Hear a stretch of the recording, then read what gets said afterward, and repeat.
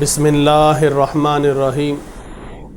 گرامی قدر سامعین و ناظرین، آج ہم اللہ کی عطا کردہ توفیق سے 28ویں پارے کی مختصر تفسیر و تشریح کا آغاز کر رہے ہیں۔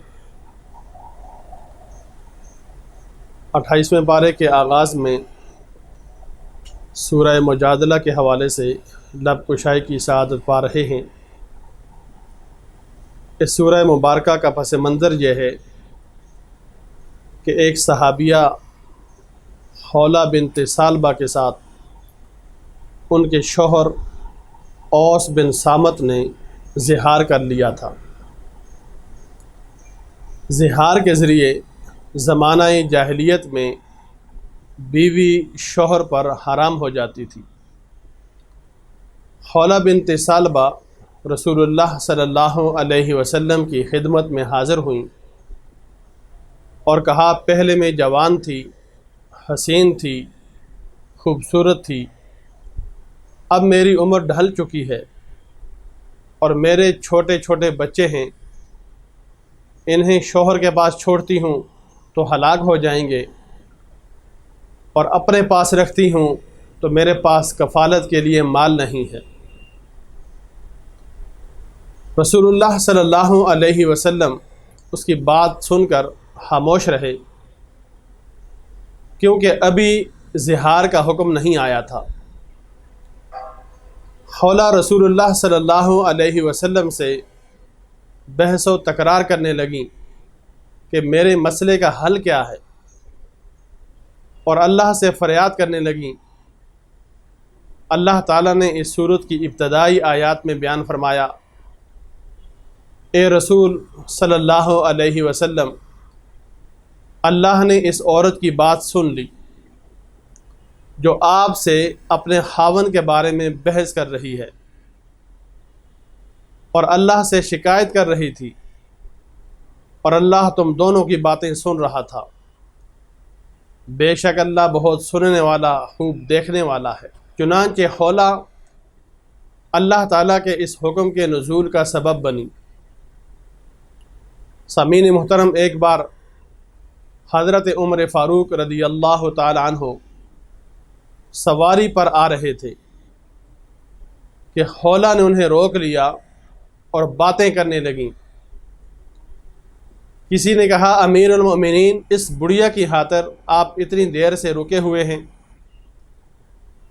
انہوں نے فرمایا کہ زمین پر اس کی بات کیوں نہ سنوں جس کی فریاد کو اللہ نے آسمانوں پر سن لیا۔ سامعین محترم، اس کے بعد اسلام میں زہار کا حکم نازل ہوا کہ جو لوگ اپنی بیویوں سے زہار کر لیں اور پھر رجوع کرنا چاہیں تو ان کا کفارہ بیوی سے قربت سے پہلے ایک غلام آزاد کرنا ہے، اور جسے اس کی استطاعت نہ ہو اس کے لیے 2 مہینے کے لگاتار روزے رکھنا ہے، اور جو یہ نہ کر سکے تو 60 مسکینوں کو 2 وقت کا کھانا کھلانا ہے۔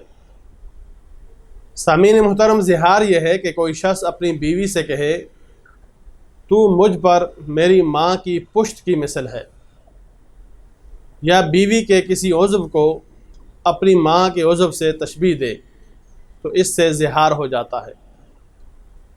اگر کوئی شخص اپنی بیوی کو صرف اتنا کہے کہ تو میری ماں ہے یا بہن ہے، تو اگرچہ یہ قول ناپسندیدہ ہے مگر اس سے کوئی چیز لازم نہیں آتی، یعنی اس سے اس کی بیوی حرام نہیں ہوگی۔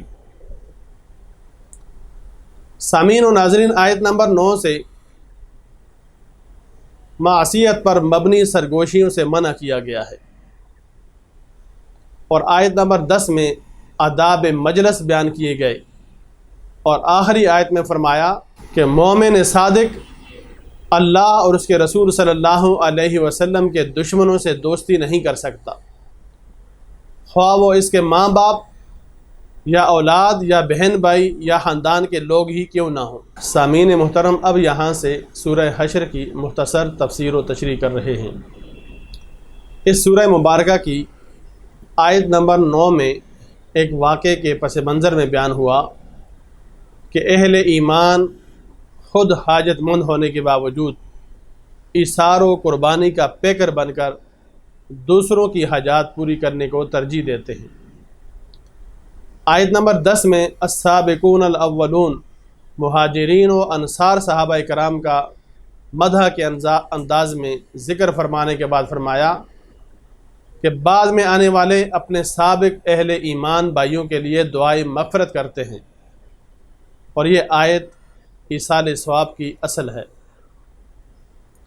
آیت نمبر 21 میں اللہ تعالیٰ نے قرآن مجید کی جلالت و ہیبت کو بیان فرمایا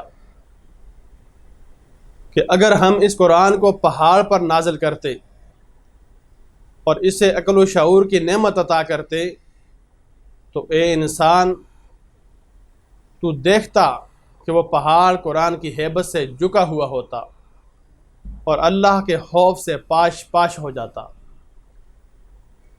سامعین محترم، اس سورت کی آخری آیات وہ ہیں جہاں اللہ کے متعدد اسماء صفات کو یکجا بیان کیا گیا ہے کہ صرف وہی مستحق عبادت ہے، ہر ظاہر و باطن کا جاننے والا ہے، الرحمن الرحیم ہے۔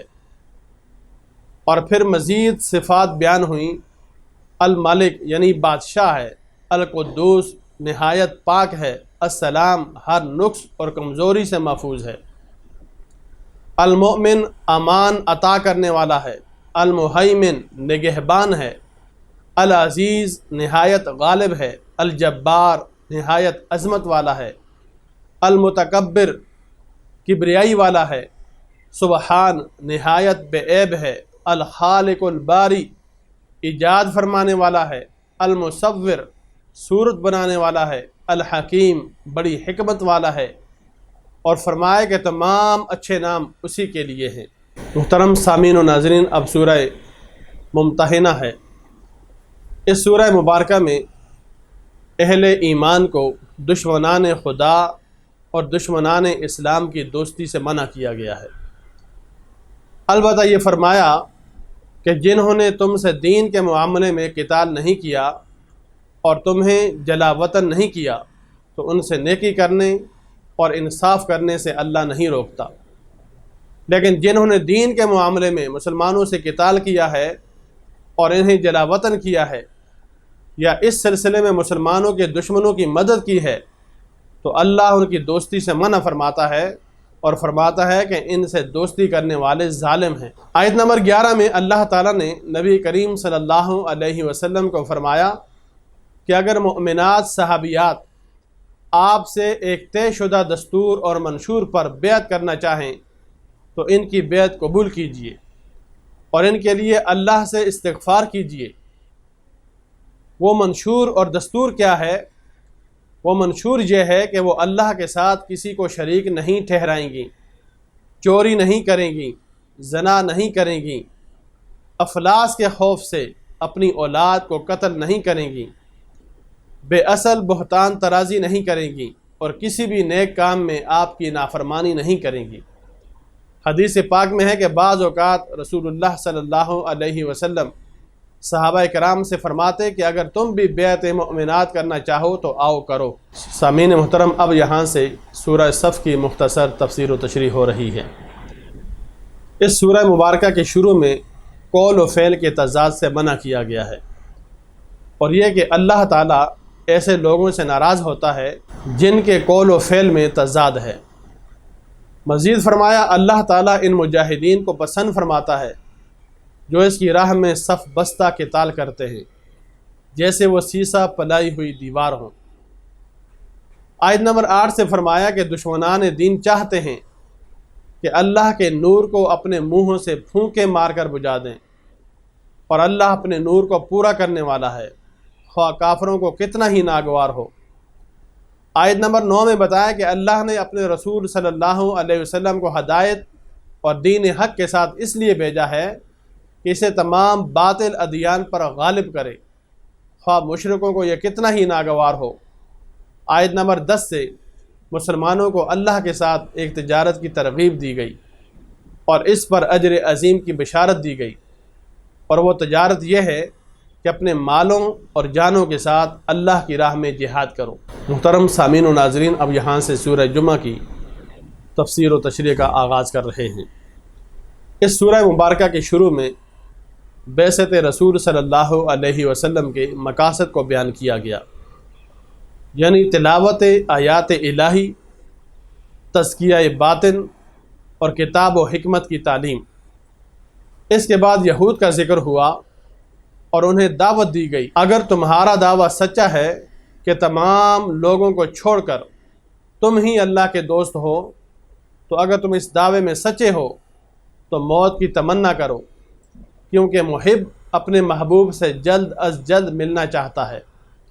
اور پھر قرآن نے پیشن گوئی کی کہ اپنے ناروا کرتوتوں کے سبب یہ کبھی موت کی تمنا نہیں کریں گے۔ اس صورت کے دوسرے رکوع میں نماز جمعہ کی فرضیت کا حکم نازل ہوا کہ جب نماز جمعہ کے لیے ندا دی جائے تو سب کام کاج چھوڑ کر نماز کے لیے دوڑے چلے آؤ، اور جب نماز ادا کر چکو تو وسائل رزق کو تلاش کرو۔ سامعین محترم، حدیث مبارکہ میں آقا علیہ الصلوۃ والسلام نے فرمایا کہ جو شخص سستی کی بنا پر 3 جمعے چھوڑ دے تو اللہ اس کے دل پر مہر لگا دے گا۔ اور ایک اور حدیث میں رسول اللہ صلی اللہ علیہ وسلم نے برسر منبر فرمایا کہ لوگ جمعہ ترک کرنے کی روش سے باز آ جائیں، ورنہ اس نافرمانی کی پاداش میں اللہ ان کے دلوں پر مہر لگا دے گا اور وہ غافل ہو جائیں گے۔ محترم سامعین، اب یہاں سے سورۃ المنافقین کی مختصر تفسیر و تشریح کر رہے ہیں۔ اس سورت کے دوسرے رکوع میں اللہ تعالیٰ نے اہل ایمان کو فرمایا کہ مال اور اولاد کی محبت تمہیں اللہ کے ذکر سے غافل نہ کر دے، اور فرمایا ہم نے تمہیں جو مال عطا کیا ہے موت سر پر آنے سے پہلے اسے دین کی راہ میں خرچ کرو، ورنہ فرشتہ اجل کو دیکھ کر ہر ایک کہے گا کہ مجھے تھوڑی سی مہلت حیات مل جائے کہ میں صدقہ کروں اور نیکوکاروں میں سے ہو جاؤں۔ اللہ نے فرمایا کہ موت کا مقررہ وقت آنے پر کسی کو ایک سانس کی مہلت بھی نہیں ملے گی۔ سامعین و ناظرین، اب یہاں سے سورہ تغابن کی مختصر تفسیر و تشریح کر رہے ہیں۔ اس سورہ مبارکہ کی آیت نمبر 11 میں اہل ایمان کو فرمایا کہ تمہاری بیویوں اور تمہاری اولاد میں سے کچھ تمہارے دشمن ہیں، سو ان سے ہوشیار رہو، یعنی بعض اوقات اہل و عیال کی محبت کے غلبے اور ان کی جائز و ناجائز فرمائشوں اور خواہشات کی تکمیل کے لیے انسان دین سے دور ہو جاتا ہے اور جہاد سے قدم روک لیتا ہے۔ محترم سامعین، اب یہاں سے سورۃ الطلاق کی مختصر تفسیر و تشریح کر رہے ہیں۔ اس سورہ مبارکہ کے شروع میں فرمایا کہ جب تم اپنی بیویوں کو طلاق دو، ان کی عدت کا وقت شروع ہونے سے پہلے طہر میں ان کو طلاق دو، یعنی طلاق کے بعد عدت کا حساب رکھنا اور پورا کرنا ضروری ہے۔ قرآن مجید میں مختلف احوال کی مناسبت سے عدت کے احکام بیان کیے گئے ہیں، جن کی تفصیلات یہ ہیں کہ نمبر 1، جس عورت کو ماہواری آتی ہو اس کی عدت اس کے 3 دورانیے ہیں، اور طلاق پاکی کے اس دورانیے میں دینی چاہیے کہ جس میں شوہر نے عورت سے قربت نہ کی ہو۔ نمبر 2، جس عورت کو ماہواری نہ آتی ہو اس کی عدت 3 مہینے ہے۔ قرآن میں ایسی عورت کو عائسہ کہتے ہیں۔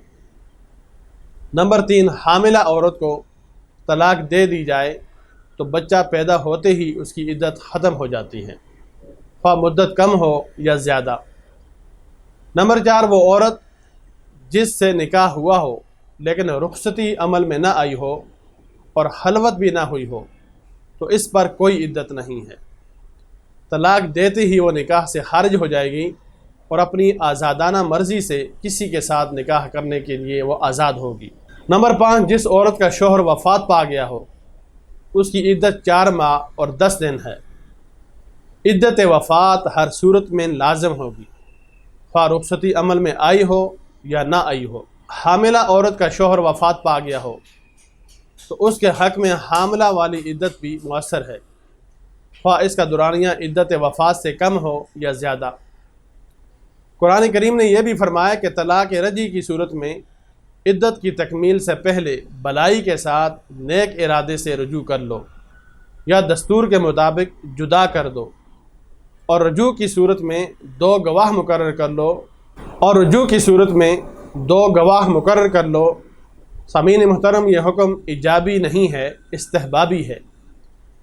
قرآن نے یہ بھی حکم دیا کہ متعلقہ عورتوں کی عدت کے دوران اپنی حیثیت کے مطابق نان نفقہ دو اور انہیں تنگ نہ کرو، اور اگر وہ وضع حمل کے بعد بچے کی پرورش کرنے اور دودھ پلانے پر آمادہ ہوں تو انہیں اجرت بھی دو، اور یہ تمام مصارف صاحب حیثیت اپنی حیثیت کے مطابق ادا کرے اور تنگ دست اپنی حیثیت کے مطابق ادا کرے۔ محترم سامعین و ناظرین، اب یہاں سے سورہ تحریم کی مختصر تفسیر و تشریح کا آغاز کر رہے ہیں۔